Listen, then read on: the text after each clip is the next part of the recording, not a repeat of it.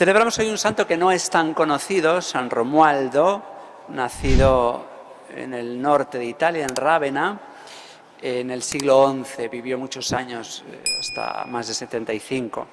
Y es el fundador de la orden de los camaldulenses, que es una orden que tiene muy poquitos monasterios en el mundo, además con muy poquitos religiosos en cada uno, una docena como máximo, con la originalidad de que son ermitaños, es decir, viven dentro de los mismos muros, con espiritualidad benedictina, pero en ermitas, es decir, el religioso tiene su casita, una ermita, eso es una ermita, una casita muy austera, con un jardincito que se encarga él de cuidar, y con los demás monjes de su monasterio tiene muy poquitos actos en común, algunos de oración, algunos muy poquita recreación, muy poquito tiempo de hablar entre ellos y muy poquito refectorio en común. O sea que son ermitaños. Su biografía la conocemos gracias a otro santo, San Pedro Damiani, que vivió 50 años después de él y lo conoció 15 años después de su muerte, escribió su vida. Pues este ermitaño tan austero, tan penitente, tan evadido del mundo, pues fue un hombre muy mundano. Era de una familia aristocrática, de los Onesti, su padre era ni más ni menos que el duque de Rávena, y bueno, pues no fue educado en la práctica de la fe, entonces todo el mundo era cristiano porque Europa ya había sido evangelizada, pero no cayó en todos los placeres y pecados de la mundanidad. Pero es verdad que él miraba con cierta envidia la alegría y la libertad de los ermitaños. Los religiosos son para nosotros, cuando viven bien, un auténtico modelo de libertad.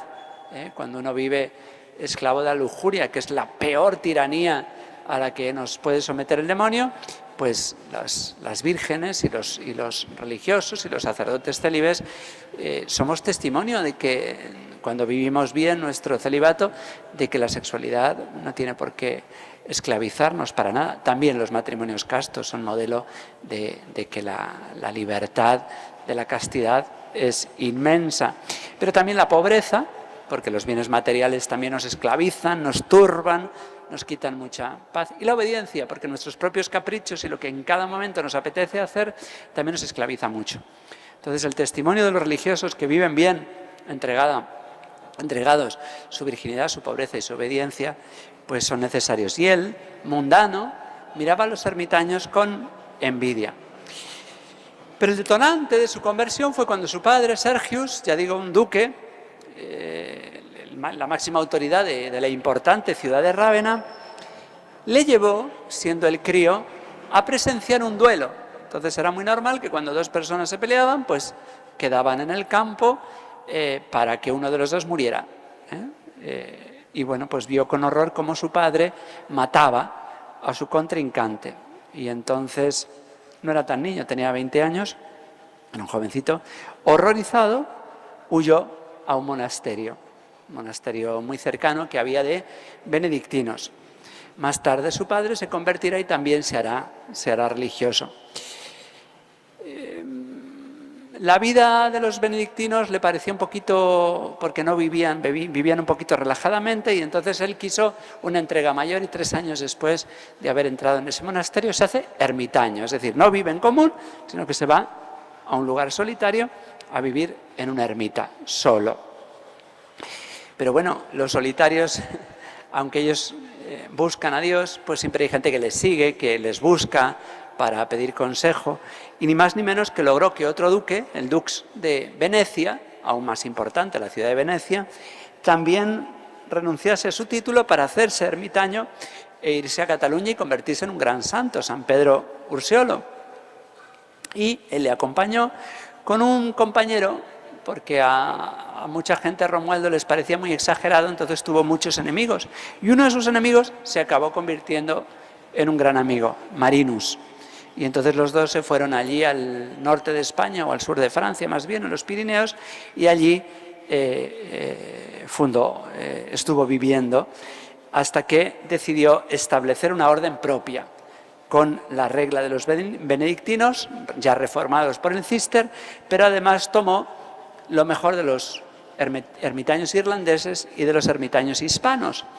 Y bueno, pues es un modelo de lo que hoy de lo que llamamos, siempre se ha llamado la fuga mundi.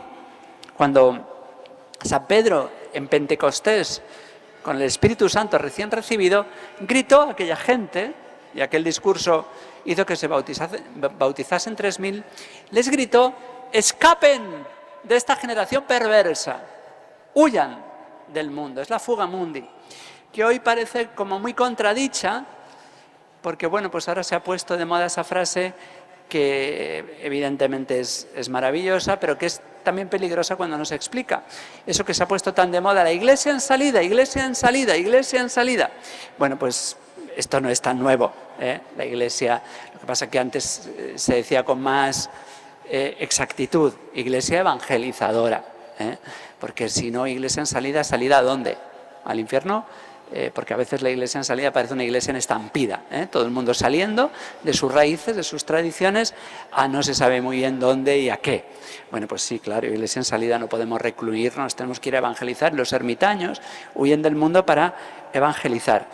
Pero, ya digo, no es ninguna novedad. La iglesia siempre ha sido apostólica, ha salido a hacer apostolado, porque el Señor nos lo ha mandado: vayan al mundo entero y proclamen el evangelio. Entonces, la iglesia en salida es más bien una iglesia apostólica, una iglesia evangelizadora, una iglesia mártir, es decir, testigo, que va al mundo sabiendo que va a recibir oposición, sabiendo que no todo se va a resolver con el diálogo, que a veces va a recibir persecución y que hay mucha gente que no está dispuesta ni a puentes ni a diálogos. No podemos caer en el buenismo, de pensar que todo el mundo nos ha cogido bien, porque es exactamente lo contrario de lo que nos ha dicho el Señor. Entonces, para ser una iglesia evangelizadora, realmente en salida al encuentro de los hermanos para traerlos al corazón de Cristo, pues tenemos que ser evangelizadores, sabiendo qué mensaje llevamos. Y para eso primero nos tenemos que recluir. El corazón de Cristo, en el que debemos habitar, es un órgano. El corazón es un órgano que tiene dos movimientos: sístole y diástole, sístole y diástole. Eso es el movimiento del corazón. Recibe la sangre enferma y la expulsa sana al resto del cuerpo. Y eso debe ser la iglesia en salida. A mí me gusta más: iglesia evangelizadora, iglesia apostólica, iglesia mártir, iglesia testigo. Es el corazón de Cristo que nos recibe y tenemos que recluirnos, huir, escondernos, para sanarnos de nuestros propios pecados, de la influencia del mundo, y rezar y estudiar y llenarnos de Dios para volver al mundo, pero sin quedarnos en el mundo, para volver y salir, volver y salir. Eso es lo que han hecho los santos, porque salir para quedarnos en el mundo y ser como el mundo, pues eso no es iglesia en salida, eso es iglesia en estampida. Eso es una iglesia que ha perdido su esencia, que ha perdido su origen y su fin. Pues pidamos al Señor que entendamos bien qué significa esto de que la iglesia es iglesia en salida, iglesia evangelizadora, iglesia que tiene que dar luz y fuego y vida al mundo, que es la vida de Cristo. No es la iglesia la que ha de adaptarse al mundo, sino el mundo el que ha de aprender a adaptarse a la iglesia, que es adaptarse a Dios y a su ley, y someterse a Él gozosamente, porque si no lo tendrá que hacer a la fuerza cuando Cristo venga a reinar. Que así sea.